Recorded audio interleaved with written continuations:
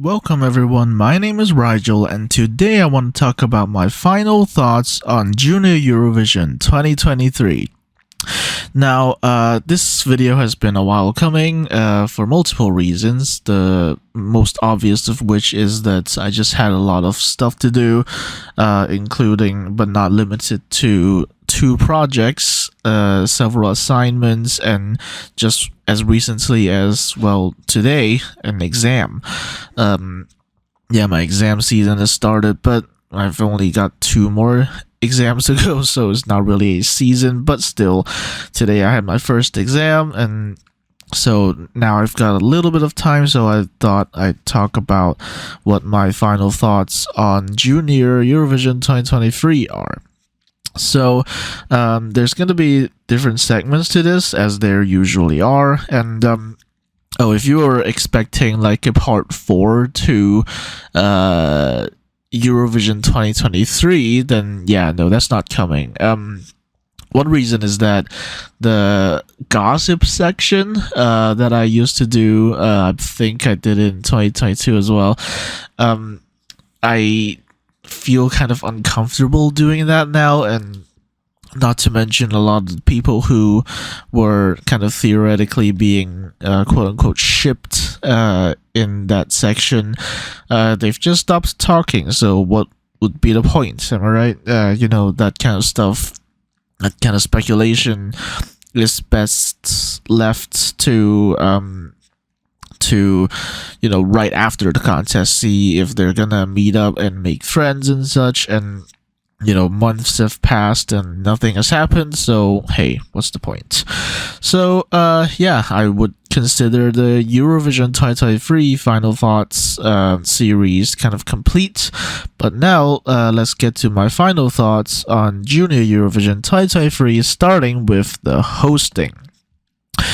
Now, one immediate thing that I noticed with 2023 was that the graphics were very similar to 2021, especially the scoreboard, in terms of the font and everything. Like, sure, the postcards are different, and actually I'll talk more about the postcards later, but the graphics in general, especially the scoreboard, as I mentioned, are very similar to 2021, so I don't know, that just feels a little cheap to me. And like, I know it's the same country hosting, for 2 years out of the 3, but I feel like they could do a little better in terms of the whole uniqueness factor. So yeah, again, it's a little bit cheap, and I would also argue that the opening ceremony was a little bit cheap as well, the indoor red carpet thing. So yeah, the whole show, well, not necessarily the whole thing, but there are kind of aspects of it, for example, the logo as well, that just give off kind of cheap vibes, I guess. After that, let's talk about the presenters. Of course, we had Olivier Min and Lohit Dilman as the presenters, the main presenters of the show anyway, and then we had Ofenya in the green room. I don't really have much to say about Ofenya because I automatically mute all green room interviews, so not much to say about Ofenya. And I think what Lohit Dilman was doing was okay. It's not amazing, not terrible. Same with Olivier Min. We already had him in 2021, so it was kind of the same thing. But speaking of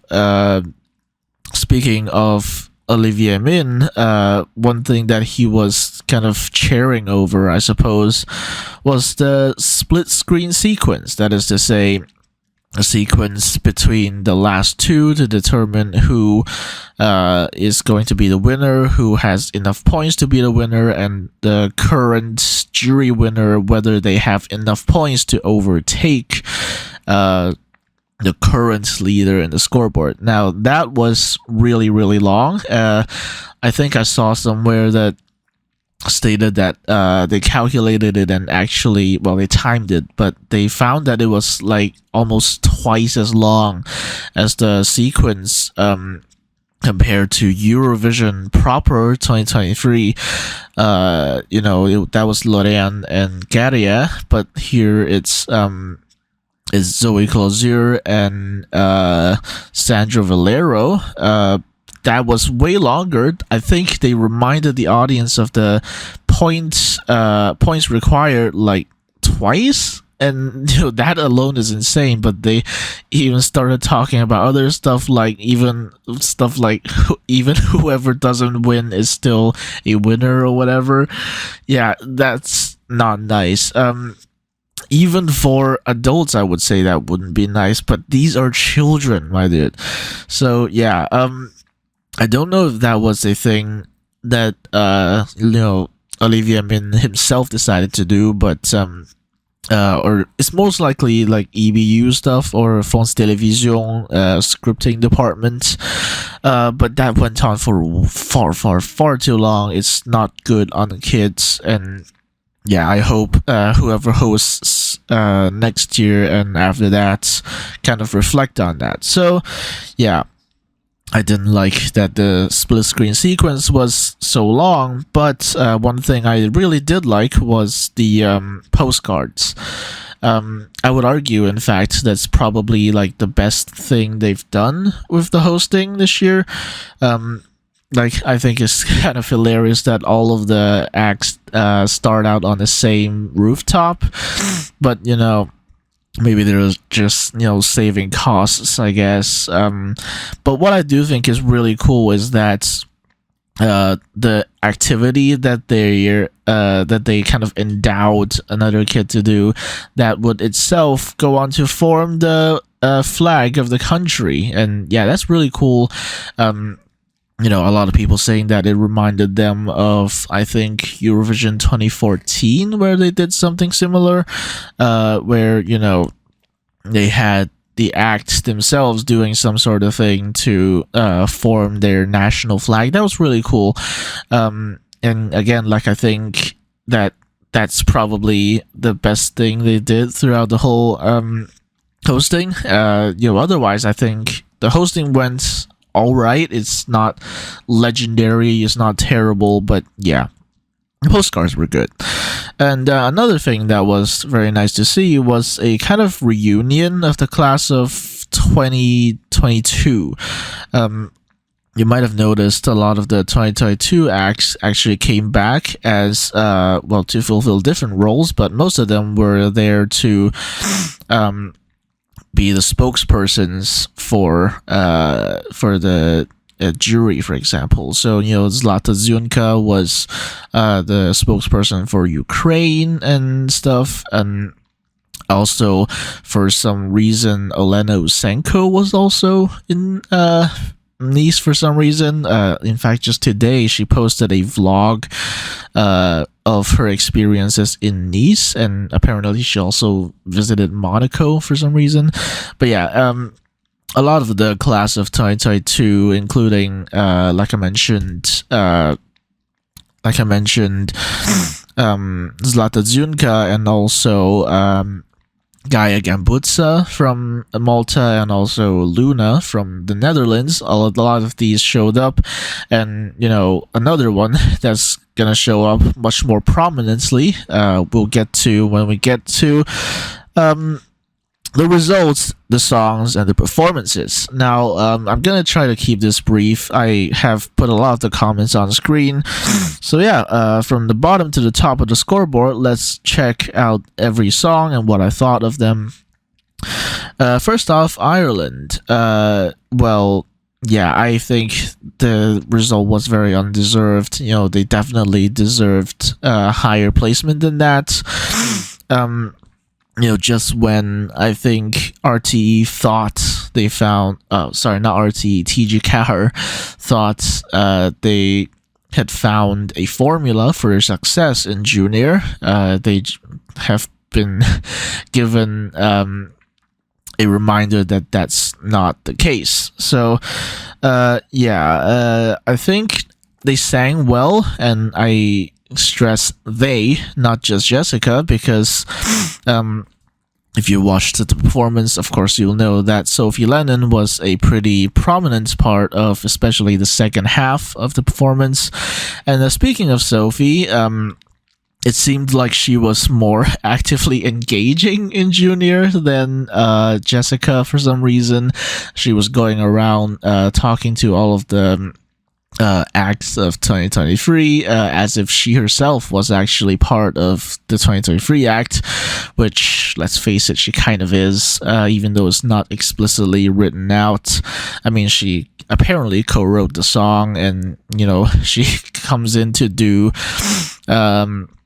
the high notes near the last chorus, and all of that is nice, although I think it kind of usurped the experience of Jessica. And also Sophie Lennon's dress was white, which I believe it is quite literally her 2022 dress, but unfortunately, because the backdrop is like kind of red and purple, it just made her stand out a lot, and in this case I don't think for the better.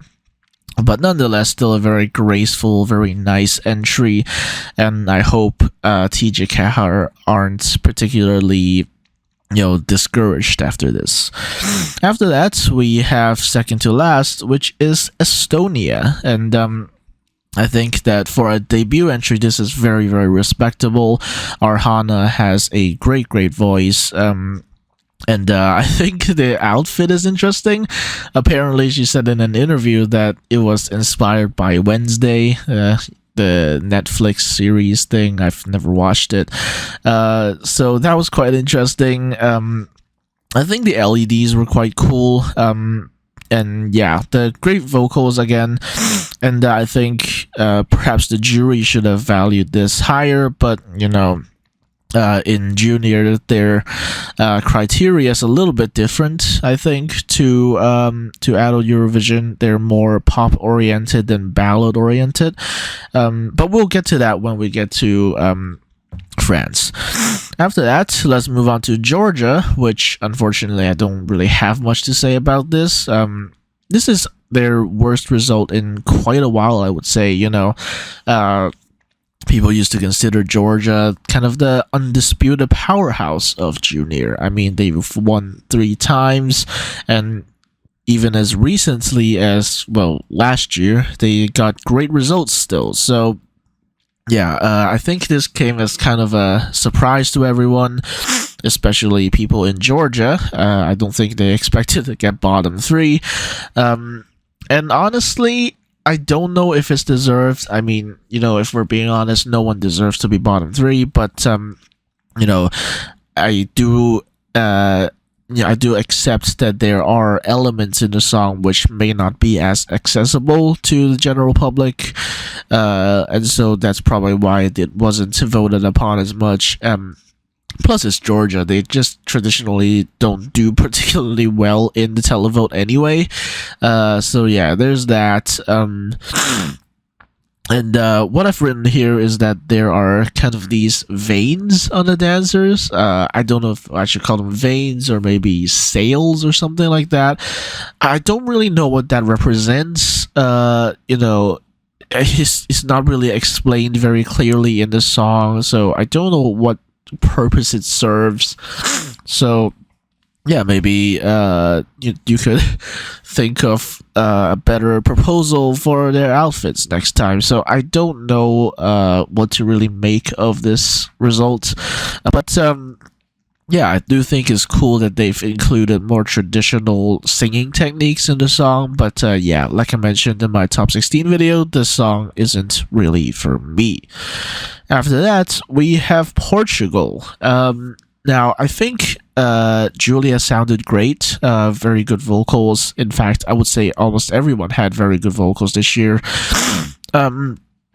But I would also say that the performance isn't intimate enough. It's a very intimate ballad, it's a very intimate song, and so I think it really would have benefited from some less bright staging, kind of akin to the music video. Actually, they could have just put like a little wall and then just have her sing from that the whole time.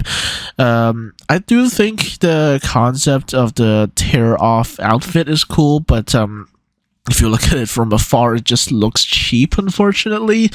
So I think they could have implemented that a little bit better. But yeah, on the whole, I think the package is respectable. And yeah, I think Julia sang very, very well. So yeah, I would say, don't be discouraged, like I said, with Ireland. After that, the injustice of the entire contest, North Macedonia. Now, North Macedonia continues to be the country which has gotten the most 12th places in Junior Eurovision, and some of those are more deserved than others, and this one was definitely undeserved. Justice for Tamara and all that, but I do agree that it's not really a winner. I think the staging was definitely too bright. I think that was one of the core issues for me personally.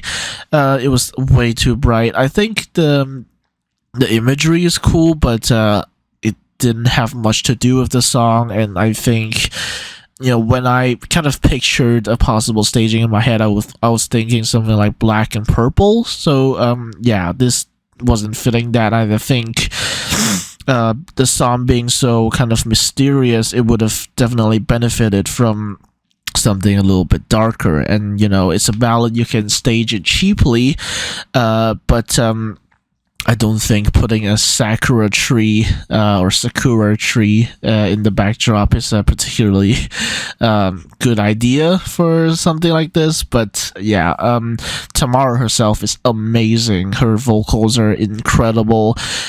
She's very confident when she's singing, and maybe in a future edition of Eurovision, we will see her represent North Macedonia in the adult contest. So with that said, let's move on to Italy, who pretty much got exactly the result that we expected. They are known for getting results that are kind of like teetering on the edge of top 10, and well, they did that again. Although I personally would have anticipated this ending lower, but I guess there is a certain demographic within the televote and the jury that like these kind of old-timey ballads, which, I do as well, but I had priorities when voting, so I didn't vote for this, unfortunately. But yeah, very great voices. The staging is a little weird, especially the outfits. Like, why the hell was Melissa, I believe, was the one with the more gravelly kind of tone in the voice? Why the hell was she wearing one of those neon yellow high res vests? Like, what does that serve in telling the story in the song, right? So yeah, the outfits are definitely a choice. The staging, I think, is a little bit too minimalistic. Sure, there's the piano and the bed, but they don't really spend much time on there. And after that, it's just like singing to each other. And, that's great, but it also doesn't make for a particularly entertaining stage show. So, yeah, it's not expected. No one expected this to do particularly well. And so, yeah, this ended just outside of the top 10. And speaking of the top 10, let's go to the neighbor of Italy, and that is, of course, Malta. Now, I don't think this deserved top 10 at all. Don't get me wrong, I think that Yulan has an amazing voice, and almost diva-ish voice. Like, the vocal runs that she's doing are insane. But I think that's especially an issue here, actually. Instead of benefiting her, I think it actually harms her a little bit, because the sound is a little bit too adult, and so yeah, you end up with an adult sounding voice singing ballad written by adults. And so you don't get the most appealing product, let's just say. And yeah, I would say in general their kind of position was mostly propped up by a jury, which is another thing I want to talk about. But you already know basically, but the jury has more power in junior compared to the adult contest because of the whole I would say I would call it a flattening policy of the televote. So yeah, the jury has more power, and I think a lot of the reason why this came top 10 at all was probably due to the jury, even though they actually got similar points in the televote. So that's Malta, and after that we have Germany. Now, I wrote here finally a top 10. Or in other words, finally not bottom two, but yeah, I think it's a very well-deserved top 10 position. I would argue that they deserved more, but yeah, I think that definitely should have been higher in the ranking. But one thing that was really bugging me was how quiet the microphone is. Someone else pointed out that the song wasn't really like vocally demanding. At no point during the song was Fia particularly like belting or anything like that. The song is actually like kind of softly sung, I suppose. And so yeah, for that I think the microphone should have been kind of set to a higher gain, a higher volume. And so yeah, I think that definitely hurt Fia's chances in the televote and possibly the jury. But I think the song does give a great message. I don't know if the dance break was really necessary, but I think for what it's worth, it's a kind of child-friendly dance break, and I think that's okay. The dancer did a great job accompanying as well and kind of conveying the story of the song, which is really nice. I hope that Germany can go down a better route, and I think this method is clearly working. So we'll have to see what happens. Maybe Germany will get their first top 5 next year. We'll have to see what happens. After that, we have Albania, who got 8th place. I don't think anyone expected this, but again, like Malta, I think this is mostly due to the jury, and I'm not saying it's undeserved or anything like that. I think actually Viola has an amazing voice, very, very smooth voice, actually. It's not something I expected. The song, to me personally, is a little bit jarring, as is the staging. Like, what the hell was that cape with the midnight style background? I don't know what that's about. But yeah, Viola's voice, I think, pretty much carried the entire result. She sounded amazing. Again, a very, very smooth, very silky smooth voice. And so yeah, I think that's why Albania got top 8 actually. And this kind of hilarious that this such a simplistic, such a simply staged entry got a better result than the entry where they got literally the staging director of San Marino 2021. I believe that was, I don't know his name, but you remember those like bully big boxes and stuff, and also like classroom tables that they brought in, and that got them what 14th place or something like that. Meanwhile, with just like this tiger skin cape and then a midnight backdrop, and you get 8th place. So yeah, the amount of effort you put in isn't always proportional to your results, but hey, what can we do? Again, I think a lot of this result comes down to Viola having an amazing voice. So with that said, let's move on to the second batch of the songs, aka the top 8 of the contest, and let's start with the Netherlands. Yeah, with this it's hard to say exactly what happened. A lot of us were thinking that once the Netherlands drew last place in the running order, that they would be winning the televote.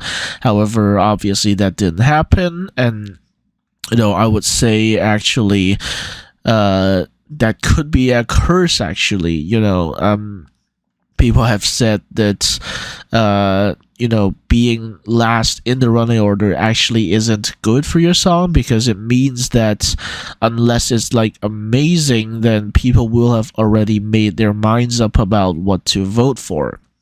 And I guess in this case, it just wasn't amazing, especially the staging. One big issue I have with this was the outfits.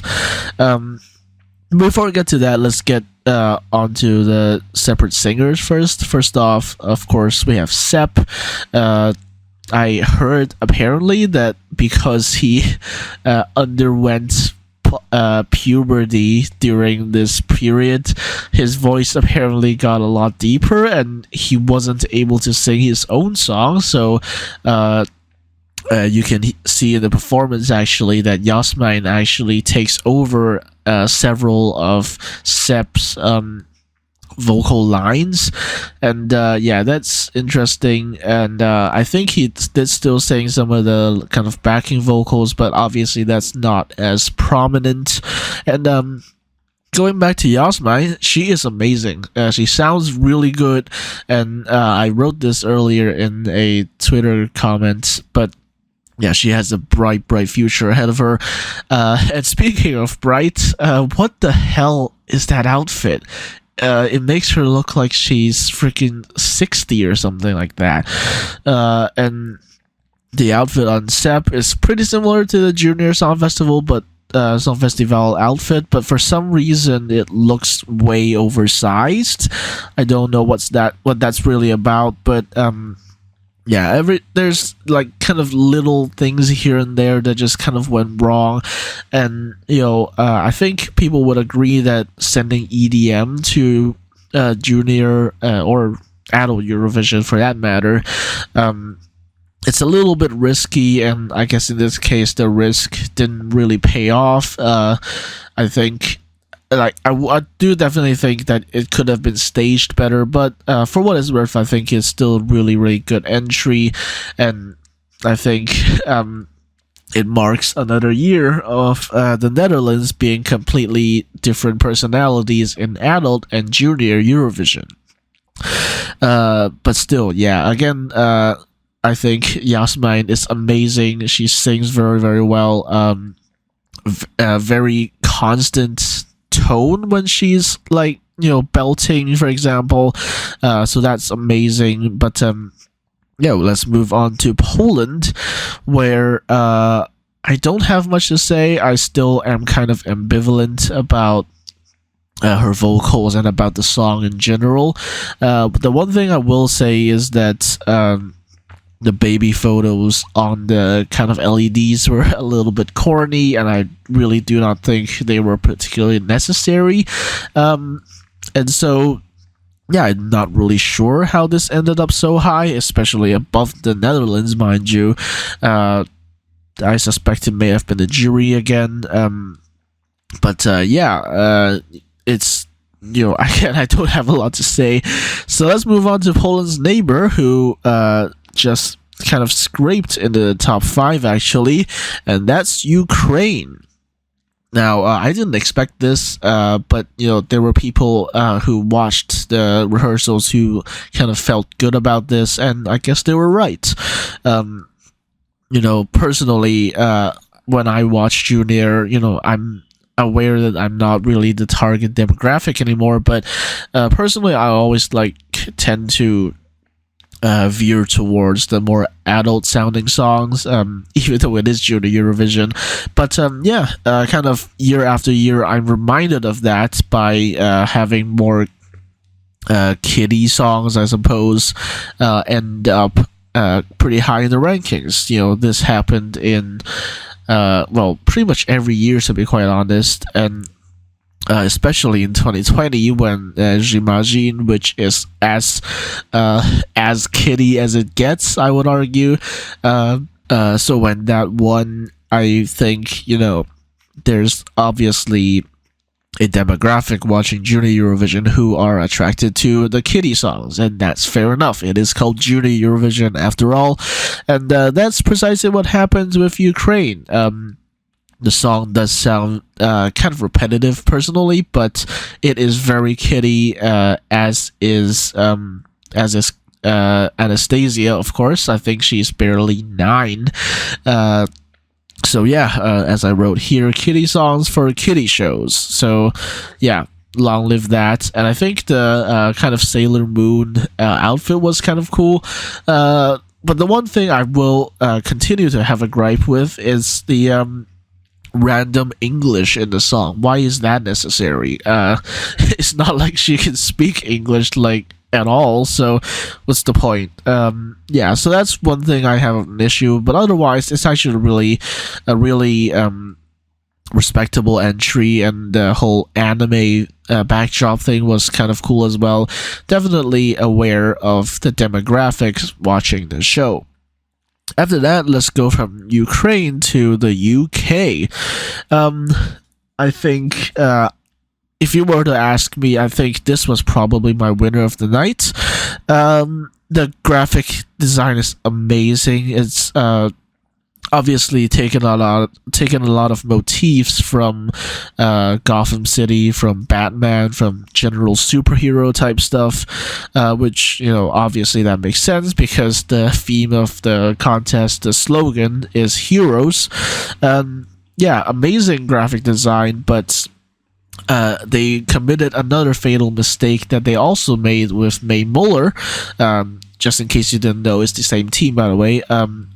But the same mistake that they made was that the camera angles were definitely... Did I say camera angles? Anyway, the camera angles are a little bit too distant. That is to say, they're a bit too far from the singers, and it fails to build a rapport between the audience and the singers. And so I think when people watch it, they're like, yeah, that's cool, but I don't have kind of any inclination to vote for this, perhaps.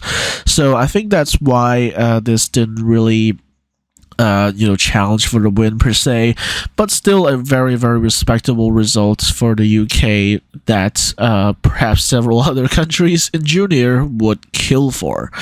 And let's see, maybe next year they'll get 3rd place and will maybe go to the UK for junior Eurovision in I don't know, 2028 or something.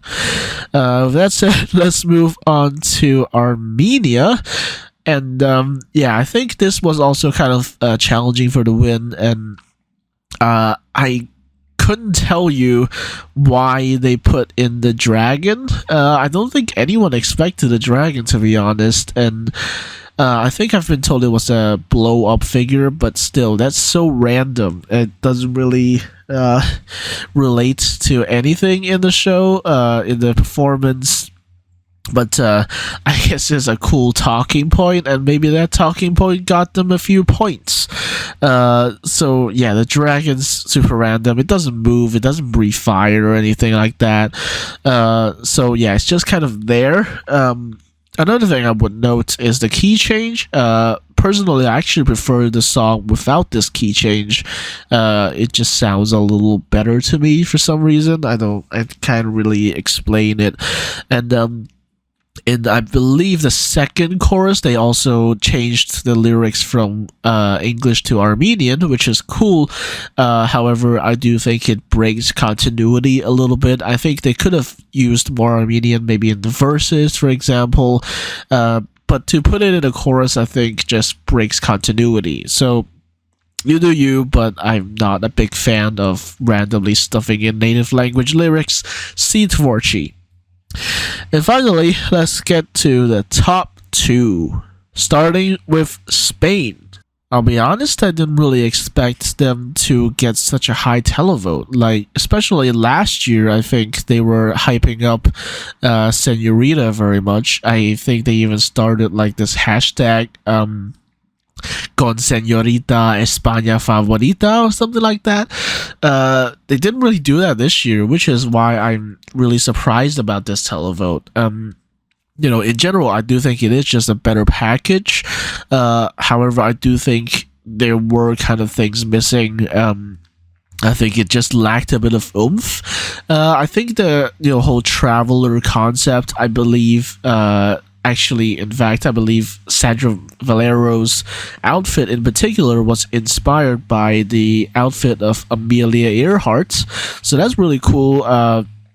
And the whole general traveling theme is really cool as well. But again, to me, the staging lacks a bit of oomph, and even when Sandra did the kind of long notes / high notes, that was still kind of not as powerful as I'd hoped for it to be. But still, clearly people seem to like it, and it's not just people from Spain either, because you can vote for yourself if you're from one of the participating countries, but it doesn't have to be the case. And I have seen a lot of people be very satisfied with this, so yeah, clearly it caught the attention of a lot of the other voters, for example. So I think it's a job well done, and we'll come back to Spain later, actually, when we talk about 2024. But yeah, this is a very respectable effort, and maybe in the near future we will see Spain finally take the trophy. And if you ask me personally, between the top two, I would have preferred Spain to win, but alas, France won. And speaking of France being a winner, is actually quite predictable.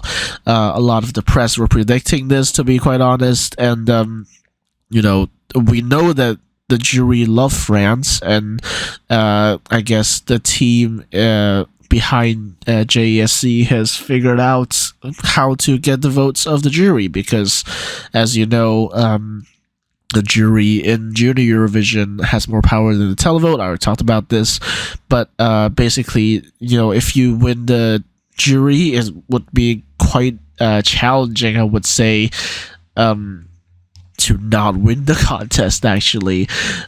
So yeah, France was a pretty predictable winner, I would say. And another thing I wanted to point out was the dancers on the LEDs. I don't like that stuff. I don't think there should be any humans on LEDs, except for that one time when Manisha did the whole kind of all over Russia Zoom call thing. That was really cool. But other than that, I don't think it's really a good idea. It kind of weirds me out, as it did with 2021. Enzo and Tic Tac. That was weird as well. Why did they have dancers on the LEDs? That's kind of weird to me. But still, yeah, that's what they did, and they won. So I guess it works for them, but it doesn't work for me. And another thing I want to talk about with France is that the light show, I think, is actually kind of cool. The little beams of light that they put in kind of a square formation, I guess. That was cool, and that's one thing I liked about it. And also, in general, I think as a French winning entry, I do prefer this over Au Maman. And yeah, with this, it means that France is now the second country to have had a double win, after, of course, Poland.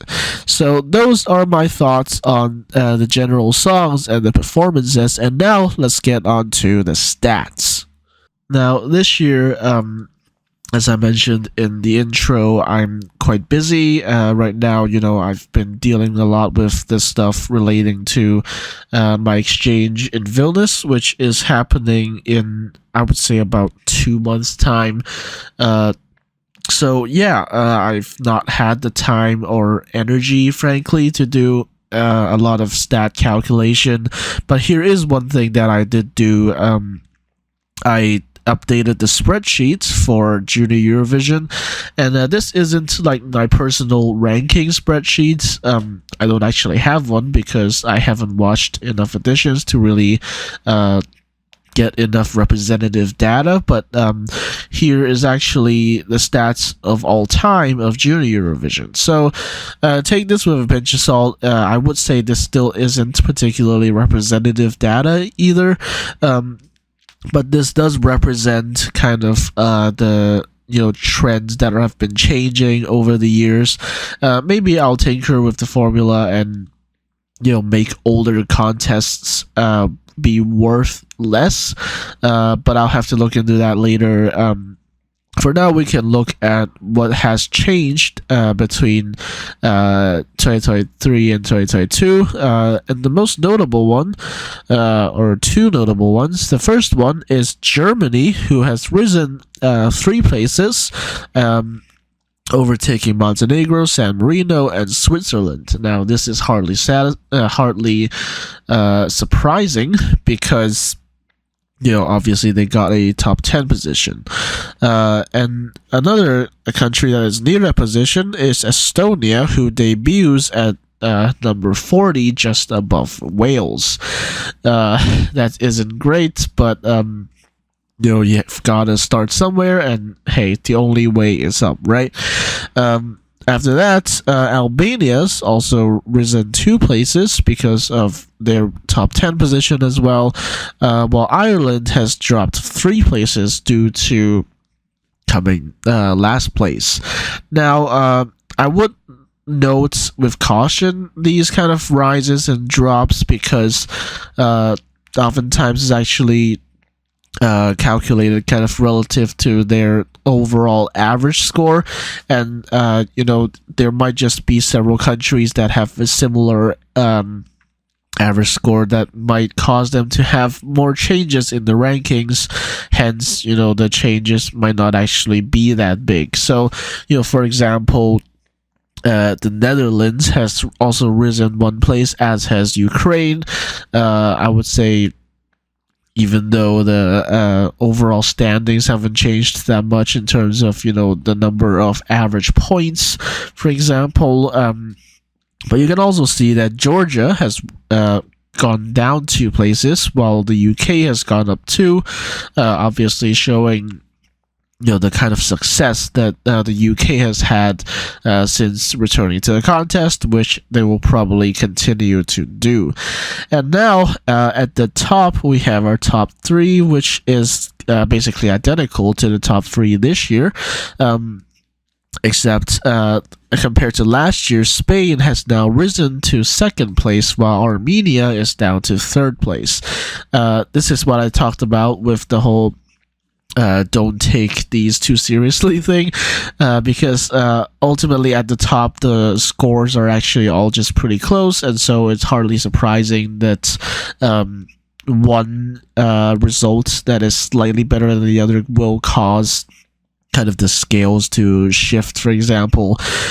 So yeah, this is our top 41, and there could be more, which is something I'll talk about in the next section. But for now, this is our overall top 41 of Junior Eurovision in general. Although I think, I think I'll try and look into a formula which kind of lowers the impact of older contests. So, Denmark isn't there, even though they've only been in 3 contests, and Belarus is still doing okay, but they've been in for every single contest. So yeah, I think there are definitely statistical outliers, and because a lot of the countries in this list have not taken part in the contest really more than at most like 3 or 4 years, and so that's why I say that a lot of this data still isn't all that representative, especially with Serbia and Montenegro. But yeah, that's our top 41 of the whole contest. And like I mentioned earlier, I haven't had the time or energy to calculate a lot of the other kinds of stats, like I traditionally like to do, which juries swapped 12 points, and this year, unfortunately, I just can't be bothered. So, to end off the video, let's look at what might happen next in the contest. The biggest and most significant one is that it might not be hosted in France. Now, here's the thing. In Junior Eurovision, rather than having the previous winner be forced to host the contest, instead of doing that, they actually have a first refusal system.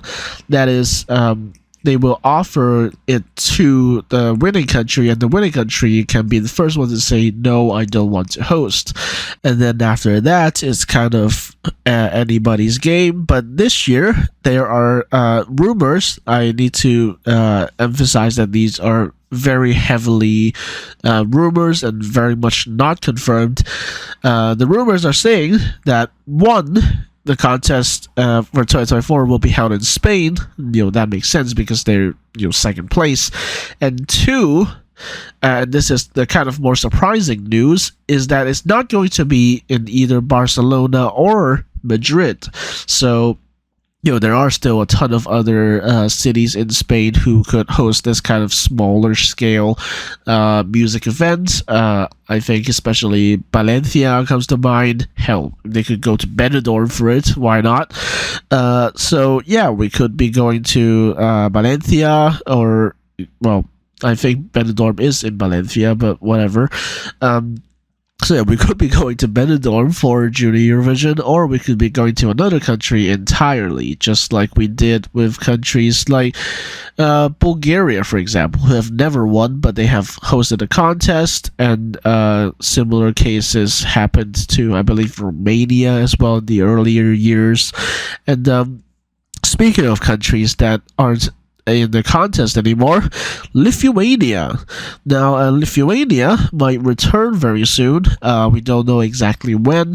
They have said they probably are looking at 2025 instead of 2024, but it is, to us anyway, it is still possible that they might actually return earlier. And one hint about this is that this year they actually broadcasted the contest. I think it was live, or maybe it was a little bit of delay, but they did broadcast the contest complete with a commentator, even though they were not participating. So I think this is probably kind of motivated by Estonia debuting in the contest. And you need to keep in mind that Lithuania has been in the contest before, but they withdrew, I believe, around 2011 as opposed to 2014, as I said in a previous video. I think they withdrew around 2011 and have not done the contest since, probably quoting monetary constraints and such. But now they are broadcasting the contest. They have, in fact, confirmed they will broadcast next year as well, and are looking at returning to the contest in 2025, which is lovely to see. And speaking of returns, we have a lot more returns to cover because we don't have anything else to cover, but we can also talk about potentially the Nordic countries returning to the contest.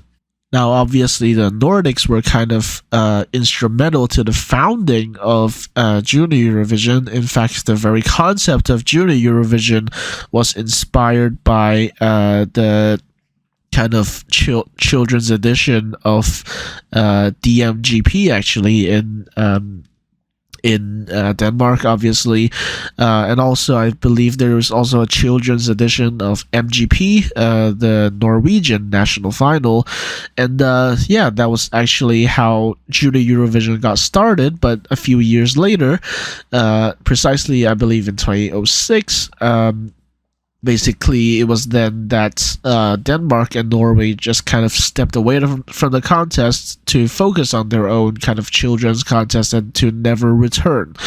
Sweden's kind of the outlier because they competed all the way up until 2014, although not under SVT. I believe it was under some other channel, TV2. No, TV2 is in Norway, but whatever. They were competing under another broadcaster, They actually also had a national final for the contests called Lila Melody Festivalen. But obviously, none of them are in the contest right now. And actually, before the contest, the EBU published a new document, a new protocol, safeguarding the children, basically. And it's been reported, I think, that this was partly to try to get the Nordic countries to return, which I think could have happened this year with Sweden. However, I think SVT are kind of facing budget cuts right now, so it makes sense they don't want to spend any more money on junior. But yeah, that's one thing that happened. Another thing that happened this year is that one of the producers of UMK, the Finnish national final, actually went to watch Junior Eurovision in person, and actually he went on professional duties, not just kind of in a personal capacity. He also went to kind of observe the goings-ons of Junior Eurovision behind the scenes, much like Iceland did in 2021. However, Iceland only did that for 2021. They broadcasted the show. They got a great viewership, I think 96% or something like that. But they didn't broadcast 2022 nor 2023, so it's not clear what they're doing now, with regards to junior. I think at the time, around 2021, they reported that they wanted to do a kind of junior Silva Captain, so that could be interesting. So Finland and or Iceland could be debuting in junior, maybe not 2024, although it is possible. I wouldn't rule it out at this point, but we'll have to see what happens with the Nordics. It's also worth noting at this point that by technicality, I believe the Faroe Islands can actually compete in Junior Eurovision. Of course, as long as Denmark isn't competing as well, because I think I don't know if they're in the EBU. I think they aren't, but if they are, they can actually compete in Junior Eurovision, kind of like Wales did back in the late 2010s.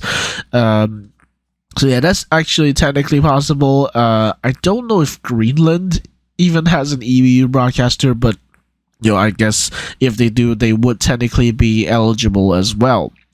And finally, two countries that have nothing to do with each other, Kazakhstan and Belgium.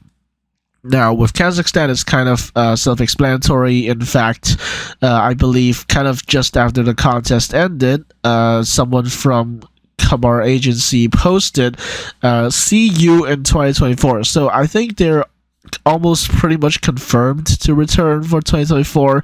But I think the more interesting country to talk about here is Belgium. With Belgium, they obviously have two main Eurovision broadcasters. That's VRT, which is the Flemish broadcaster, and RTBF, which is the Walloon broadcaster. So in this case, the statement was actually made by VRT, who said that they are actually looking to return to Junior Eurovision in 2024. So that could be very, very interesting.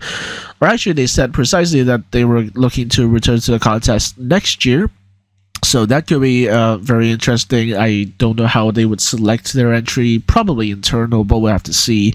So yeah, we could be seeing Belgium back in the contest. And unfortunately, I don't know when the last time they was in the contest. But yeah, that could be very, very interesting indeed. And I think that's all I have to say about Junior Eurovision 2023.